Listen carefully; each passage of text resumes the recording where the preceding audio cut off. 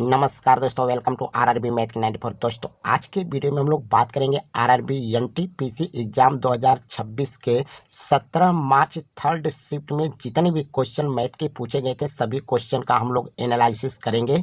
तो दोस्तों वीडियो को शुरू से लास्ट तक देखिएगा। अगर आपका अगले शिफ्ट में एग्जाम है तो आपको इस वीडियो से बहुत ही हेल्प मिलेगी। तो चलिए क्वेश्चन स्टार्ट करते हैं। क्वेश्चन क्या पूछा गया था?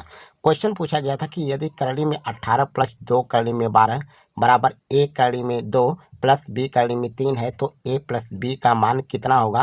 क्वेश्चन में हमसे ये पूछा था। तो यहाँ पे सबसे पहले करड़ी में 18 दिया हुआ है, तो करड़ी में 18 को हम वर्गमूल के रूप में लिखेंगे। तो हम इसको लिखेंगे 9 गुणे 2 यानी 9 दूना 18 प्लस इसको लिखेंगे 2 करड़ी में 12 को लिखेंगे 4 गुणे 3। अब यहाँ पे 9 का वर्गमूल निकलेगा तो 9 का वर्गमूल निकलेगा 3 होगा, तो ये होगा 3 करड़ी में 2 और ये 4 का वर्गमूल हो जाएगा 2 और 2 का 2 में गुणा कर लेंगे तो 2 दूना के 4 करड़ी में हो जाएगा 3। हमसे पूछा है ए प्लस बी का मान पूछा है। तो यहाँ पे देखेंगे ए करड़ी में 2 है और प्लस बी करड़ी में 2 है। अब यहाँ पे हम तुलना करा देंगे तो ए की जगह यहाँ पे 3 है और बी की जगह यहाँ पे क्या है 4 है। तो ए की जगह 3 लिखेंगे और बी की जगह यहाँ पे 4 लिखेंगे, क्योंकि हमको ए प्लस बी का योग पूछा है। तो ए प्लस बी, ए की जगह 3 बी की जगह 4, दोनों का योग कर देंगे, कितना हो जाएगा 7। 7 आपका करेक्ट आंसर होगा। देखेंगे किस ऑप्शन में है, तो ऑप्शन नंबर सी में है। ठीक है, चलिए नेक्स्ट क्वेश्चन देखते हैं। नेक्स्ट क्वेश्चन क्या पूछा गया था? नेक्स्ट क्वेश्चन आपसे ये पूछा गया था कि दो धनात्मक संख्याओं का गुणनफल 2500 है। यदि एक संख्या दूसरी संख्या की 4 गुनी है तब दोनों संख्याओं का योग क्या होगा।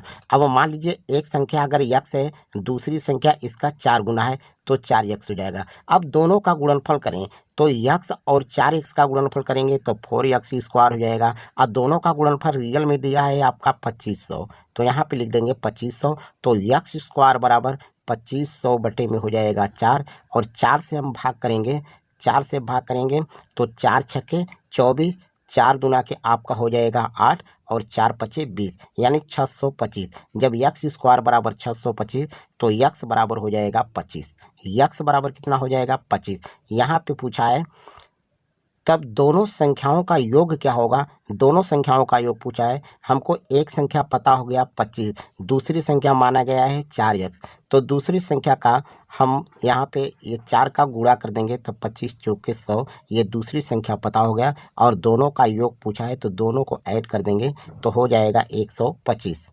यहाँ पे हो जाएगा 125, तो 125 आपका करेक्ट आंसर हो जाएगा। देखेंगे किस ऑप्शन में, तो ऑप्शन नंबर बी में है। ऑप्शन नंबर बी आपका करेक्ट आंसर होगा। नेक्स्ट क्वेश्चन आपसे ये पूछा गया था कि यदि दो वर्गाकार भूखंडों का परिमाप क्रमशः 52 सेमी तथा 20 सेमी है, एक तीसरे वर्गाकार भूखंड का परिमाप ज्ञात कीजिए जिसका क्षेत्रफल दोनों भूखंडों के क्षेत्रफल के अंतर के बराबर है। तो यहाँ पे दो वर्गाकार भूखंड का परिमाप दिया हुआ है, एक का दिया है 52 और एक का दिया है 20। तो अगर हम इसका परिमाप निकालेंगे तो 13 चौके हो जाएगा 52, तो एक का परिमाप आपका हो जाएगा 13 और एक दूसरे का जो परिमाप हो जाएगा यानी जो भुजा हो जाएगा, यानी भुजा निकल के आएगा कितना, तो ये भुजा निकल के आएगा 5 हो जाएगा। कितना होगा 5। अब ये दोनों का हमको पता हो गया। देखिए ये परिमाप दिया है 52 सेंटीमीटर और ये दूसरे का परिमाप है। जब हम भुजा निकालेंगे तो यहाँ पे जो भुजा हो जाएगा, परिमाप 4 गुणे भुजा होता है, 4 गुणे भुजा, 4 का भाग कर देंगे तो ये 13 भुजा निकल के 13 आएगा। इसमें 13 से भाग करेंगे तो यहाँ पे हो जाएगा 5 सेंटीमीटर। ठीक, अब क्वेश्चन में ये कह रहा है कि एक तीसरे वर्गाकार भूखंड का परिमाप ज्ञात कीजिए जिसका क्षेत्रफल दोनों भूखंडों के क्षेत्रफल के अंतर के बराबर है। दोनों भूखंडों के क्षेत्रफल के अंतर के बराबर है, तो यहाँ पे क्या करेंगे, तो इसका हम क्या करेंगे स्क्वायर। तो यहाँ पे दोनों का भुजा जब पता हो गया तो ये कह रहा है कि तीसरे वर्गाकार भूखंड का परिमाप ज्ञात कीजिए जिसका क्षेत्रफल दोनों भूखंडों के क्षेत्रफल के अंतर के बराबर है। तो हम यहाँ पे 13 का स्क्वायर कर देंगे और -5 का स्क्वायर कर देंगे। तो यहाँ पे 13 का स्क्वायर आपको मिलेगा 169 और 5 का हो जाएगा 25 और यहाँ पे दोनों को घटाएंगे तो ये हो जाएगा आपका 144। अब जो अंतर हुआ 144 हुआ। अब यहाँ पे जो दिया है कि परिमाप, परिमाप क्या होता है 4 गुणे भुजा होता है। परिमाप हमसे पूछा है 4 गुणे भुजा, तो ये क्षेत्रफल के अंतर के बराबर है। तो रियल में जो क्षेत्रफल होगा ए स्क्वायर, तो ए बराबर क्या हो जाएगा 12 हो जाएगा। ए बराबर 12 हो जाएगा। हमसे पूछा है परिमाप, 4 का इसमें लिया के गुणा कर देंगे तो 12 चौके हो जाएगा 48 सेंटीमीटर, और 48 सेंटीमीटर आपका करेक्ट आंसर होगा। देखेंगे किस ऑप्शन में है, तो ऑप्शन नंबर सी में है। ठीक है, चलिए नेक्स्ट क्वेश्चन देखते हैं। नेक्स्ट क्वेश्चन क्या पूछा गया था। नेक्स्ट क्वेश्चन ये पूछा गया था कि 2.345 पर बार है को सामान्य भिन्न में परिवर्तित करना है। तो हम इसको ऐसे लिखेंगे, जैसे 2 है तो 2 लिख लेंगे, प्लस अब ये 345 लिखेंगे, 345 45 पर बार है, 2 अंक पर बार है तो यहाँ पे 2 9 लिखेंगे। 1 अंक पर बार नहीं है तो इसको हम घटा लेंगे। अब ये आपका हो जाएगा 2 प्लस घटाएंगे तो ये 342 हो जाएगा, बटे में हो जाएगा आपका 990। यहाँ पे जिस पर बार नहीं है उसके बदले में यहाँ पे 0 लिखेंगे। अब यहाँ से हम काटेंगे 9 से, तो 9 एकम 9, यहाँ पे 110, और ये 9 दूना 18 और 9 आठे 9 3 27 हो जाएगा। ये 9 3 27, 9 8 72 हो गया 38। अब इसको फिर 2 से काटेंगे तो 2 25 10, तो इतना हो गया 2 एकम 2, 2 9 18, तो ये हो गया 19। अब इसका हम इसमें गुणा कर देंगे तो 110, और 110 में 19 जोड़ेंगे तो हो जाएगा 129। 129 बटे 55 हो जाएगा। ये आपका करेक्ट आंसर होगा। देखेंगे किस ऑप्शन में है, तो ऑप्शन नंबर सी में है, और ऑप्शन नंबर सी आपका करेक्ट आंसर होगा। ठीक है, चलिए नेक्स्ट क्वेश्चन देखते हैं। नेक्स्ट क्वेश्चन आपसे ये पूछा गया था कि एक ट्रेन 120 किलोमीटर की दूरी 30 किलोमीटर प्रति घंटा की दर से 180 किलोमीटर की दूरी 60 किलोमीटर प्रति घंटा की गति से, और अंत में 240 किलोमीटर की दूरी 120 किलोमीटर प्रति घंटा की गति से तय करती है। पूरी यात्रा के लिए ट्रेन की औसत गति ज्ञात कीजिए, यानी औसत चाल पूछा है।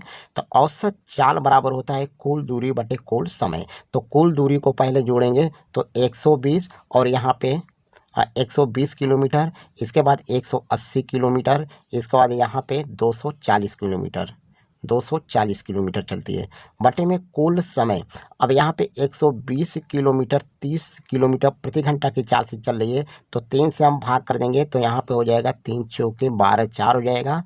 और यहाँ पे 180 किलोमीटर की दूरी 60 की रफ्तार से चल रही है, तो यहाँ पे हो जाएगा 36 18 3, और यहाँ से 120 किलोमीटर की दूरी, यहाँ पे किलोमीटर की दूरी यहाँ से 240 किलोमीटर दूरी चल रही है 120 की रफ्तार से, तो यहाँ पे हो जाएगा 2। ठीक, हमको औसत चाल निकालना है। क्या निकालना? औसत चाल। औसत चाल, तो औसत चाल बराबर कुल दूरी बटे कुल समय। तो 120 180 और 240 सबको जोड़ेंगे, ये हो जाएगा 540, और यहाँ पे जोड़ेंगे 4 3 7 7 2 9, 9 से काटेंगे तो 9 6 54, यहाँ पे हो गया 60, तो 60 किलोमीटर प्रति घंटा आपका औसत चाल होगा, और ये आपका करेक्ट आंसर होगा। देखेंगे किस ऑप्शन में है, तो ऑप्शन नंबर सी में है। ऑप्शन नंबर सी आपका करेक्ट आंसर होगा। ठीक है, चलिए नेक्स्ट क्वेश्चन देखेंगे। नेक्स्ट क्वेश्चन क्या पूछा गया था। नेक्स्ट क्वेश्चन है आपका, निम्नलिखित में से कौन सी संख्या 11 से विभाज्य है। तो यहाँ पे देखेंगे 11 से विभाज्य का तरीका ये होता है कि अल्टरनेट का अगर योग आपका 0 है, अल्टरनेट का योग करेंगे और अंतर यदि 0 है तो वह संख्या 11 से कट जाएगी, या तो 11 से 11 का विभाज्य होना चाहिए। तो चलिए इसको ऑप्शन से लगाएंगे। पहले यहाँ पे पहला ऑप्शन चेक करेंगे, तो 8 6 14, 14 और 7 21, 21 हो जाएगा, और यहाँ पे 9 और 5 14, और 14 4 18, तो यहाँ पे ये वाला आपका आंसर गलत होगा, ये नहीं कटेगा। चलिए इसको देखते हैं, तो 2 और 1 और 2 3, और यहाँ पे 3 कितना हो गया 6, ये हो गया 6। इसका अल्टरनेट तो 3 2 5 5 1 6, यहाँ पे -6, और दोनों का अंतर करेंगे 0। अब 0 आ गया तो ये 11 से कट जाएगा, यानी यही वाला ऑप्शन सही है। ऑप्शन नंबर बी आपका करेक्ट आंसर होगा। ठीक है, चलिए नेक्स्ट क्वेश्चन देखते हैं। नेक्स्ट क्वेश्चन आपसे क्या पूछा गया था। नेक्स्ट क्वेश्चन यहाँ से ये पूछा गया था कि 2 लड़कों की वर्तमान आय का अनुपात 8:9 है। 4 वर्ष बाद उनकी आय का अनुपात 12:13 होगा, और 16 वर्ष बाद उनकी आय का अनुपात क्या होगा, ये पूछा है। अब देखिए 4 वर्ष बाद यहाँ पे 8:9 है, 8:9 है। फिर कह रहा है कि 4 वर्ष बाद उनकी आय का अनुपात कितना हो जा रहा है, तो 12:13 हो जा रहा है। ये आपका 4 वर्ष बाद हो रहा है, दोनों का आय जो है 4 वर्ष बाद हो रहा है। अब कह रहे हैं कि 16 वर्ष बाद उनकी आय का अनुपात, तो 16 वर्ष बाद तो इसी में 16 जोड़ देंगे, तो 16 जोड़ देंगे तो आपका कितना हो जाएगा, तो ये हो जाएगा 8 6 14, यानी ये हो जाएगा 24, और यहाँ पे यहाँ भी हम जो है 16 वर्ष जोड़ देंगे, 16 वर्ष, 9 में 16 जोड़ देंगे तो ये हो जाएगा आपका 25, यानी 24:25 होगा। ये आपका करेक्ट आंसर होगा। देखेंगे किस ऑप्शन में है, ऑप्शन नंबर डी में है और यही आपका करेक्ट आंसर होगा। ठीक है, चलिए नेक्स्ट क्वेश्चन देखते हैं। नेक्स्ट क्वेश्चन क्या पूछा गया था। नेक्स्ट क्वेश्चन है कि व्यंजक 222 प्लस 178 का स्क्वायर माइनस 178 माइनस 222 का होल स्क्वायर है बटे में 222 गुणे 222 माइनस 178 गुणे 178 का मान क्या होगा। तो इसको जोड़ेंगे, यहाँ पे 222 और 178 जोड़ देंगे तो ये हो जाएगा आपका 400 का स्क्वायर, 400 का स्क्वायर, और यहाँ से हम घटा देंगे तो ये हो जाएगा 44 का स्क्वायर।